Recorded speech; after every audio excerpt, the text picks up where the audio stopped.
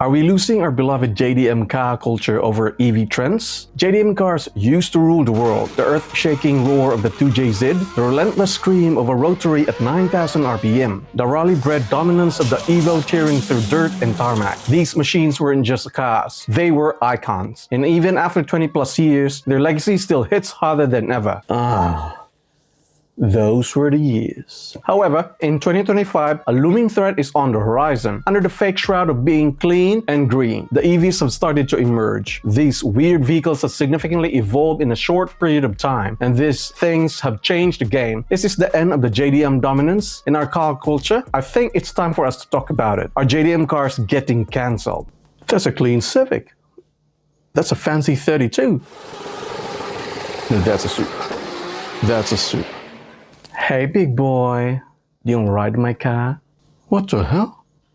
If you have been living under a rock, here's the rundown. Electric vehicles have slowly been getting traction over the last 15 years. What started out with these boring things have evolved to these, and overseas, more wilder things like these have propped up. It's wild, right? But hey, let's break it down what these things claim to be good at and why they potentially could be a threat to the JDM powerhouse. Instant torque. Yes, these things will spew out power in an instant, and that's basically it. That's the only good thing about these electric cars. Now, let's talk about everything wrong about EVs. How about we start with their claims of being clean and green, zero emissions. But is that really true? Or is this just the biggest lie the car industry has ever sold us? Oh sure, your EV doesn't have a tailpipe. But where do you think the electricity comes from? Magic? No, coal, petrol, and diesel. The same fossil fuels they claim they're saving you from. And let's talk about these green batteries. Lithium, cobalt, nickel are just some of the elements needed, and these are mined by diesel guzzling monsters in some of the most environmentally destructive operations on Earth, then shipped across oceans on oil-burning tankers. But yeah, totally zero emissions, right? So don't let them fool you. EVs aren't clean. They're just outsourcing the pollution. Hey dad,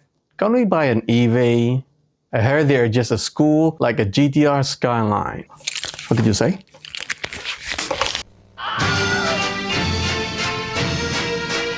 Here's another thing. These EVs, they rely on a massive network of charging stations just to keep running. Meanwhile, gas stations, they're everywhere. And the best part, refueling takes what, 2 to 5 minutes? And done. But with an EV, even at least fast charger, you're looking at half an hour just to hit 80%. And that's if you're lucky enough to find an open spot. Half of the time, there's a line of cars waiting. Good luck with that, bro. And let's talk about range. Our cars go almost twice as far on a full tank. No sweat. Meanwhile, EV drivers are sweating bullets, constantly calculating if they'll make it to the next charger. Range anxiety. Yeah, that's a real thing when you're driving electric. Next up, cost. Japanese cars like our trusty Corollas, Civics are cheaper upfront than comparable EVs. And the best part, there's no battery degradation here, bro. When your EV battery dies after 8 to 10 years, congratulations. You now own a 2-ton paperweight that costs more to replace than the car itself. Meanwhile, a Toyota Corolla from 1995 still runs. And oh, by the way, EVs will have much higher insurance costs too, due to their expensive battery replacements. Sweet. Now, let's talk about reliability and durability. You may have heard these already from those evangelists or EV angelists. EVs don't have a million parts unlike your car, so they don't break down. Well, here's the thing. EVs have unproven long-term reliability. For JDM cars, there are a lot of manufacturers for spare parts, and any local mechanic knows how to maintain a Toyota, Honda, Nissan. With EVs, you're at the mercy of one dealer for maintenance. So good luck. And oh man, let's talk about how EVs handle weather. Or should I say,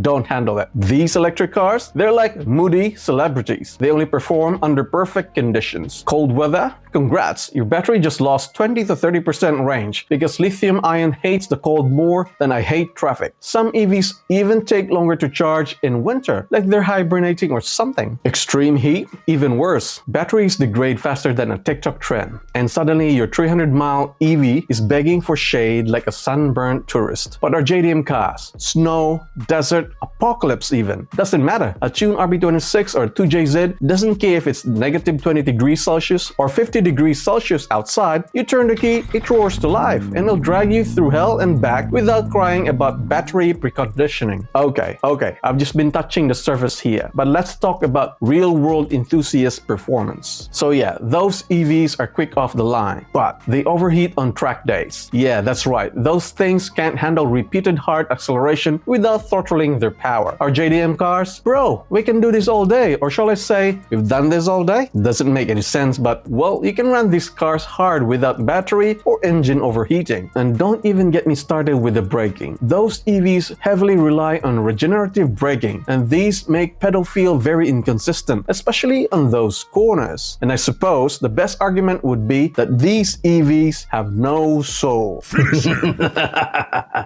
Your soul is mine. You turn to me. I get no soul, G. I'm an EV.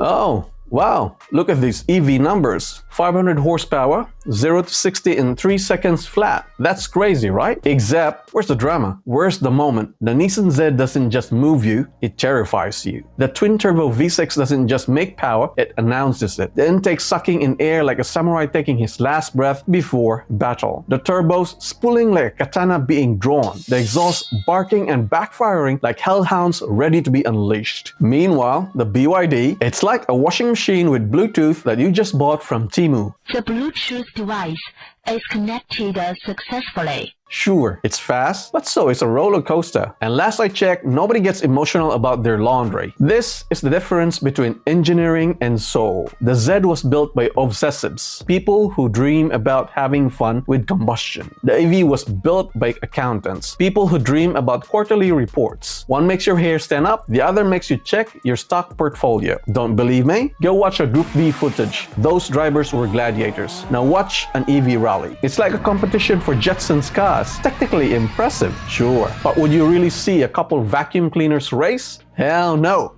The car industry wants you to believe EVs are the sustainable choice, but let me tell you the truth about real sustainability. JDM cars are mechanical legends. They don't become obsolete when some Silicon Valley nerd pushes a software update. A 30-year-old Skyline GTR still dominates Tugays. A 3-year-old EV with a degraded battery? Basically a fancy paperweight. This is real sustainability, not some closed ecosystem where you need manufacturer's approval to change your damn infotainment settings. Yeah, EVs are the future, but the future sounds quiet and boring. JDM proves that driving isn't just about getting from A to B, it's about the noise, the smell, the adrenaline. So ask yourself, do you want to drive a computer or a legend?